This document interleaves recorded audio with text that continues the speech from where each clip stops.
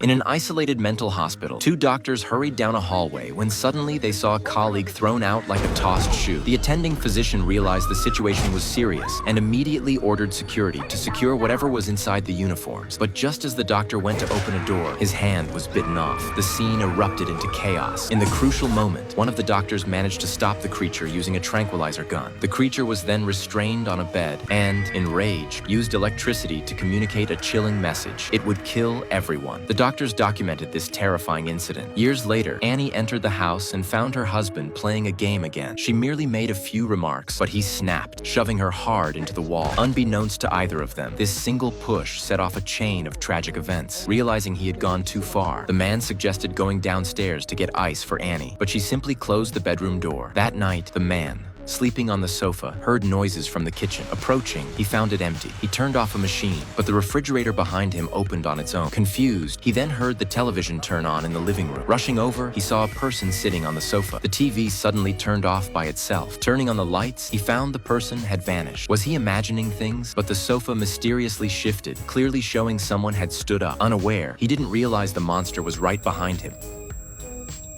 Annie suddenly woke up as if from a nightmare. She went downstairs to find her husband, only to discover his neck had been broken. He was dead. Behind him loomed the monster, hair disheveled, face obscured, but terrifying. Panicked, Annie ran upstairs. But when she tried to close the door, the creature slammed her into the wall. Soon, a large number of police arrived at Annie's house, alerted by neighbors who had heard her screams. The officers were stunned by the grisly scene inside. Meanwhile, Annie regained consciousness in the hospital, cared for by her sister. To her horror, she discovered her several months pregnant fetus was gone. Her sister explained that she had miscarried. For Annie, who had already experienced 3 previous miscarriages and was about to become a mother, the blow was devastating. Not long after, Annie was discharged and returned home as usual to do laundry. Suddenly, a woman appeared behind the washing machine, scaring her. The woman asked why Annie was in her home, even though it was Annie's own house. Soon, Annie felt as if something was holding her in place, unable to move. Then the disheveled monster appeared, grabbed the woman by the hair, and tossed her like a shoe. The defenseless woman could do nothing but endure the assault. Annie watched in sheer terror and helplessness, paralyzed by fear. The woman tried to flee, but the monster grabbed a trophy from the table, chased her down, and smashed her head with it, an object that had once symbolized honor now used as a weapon of brutal violence.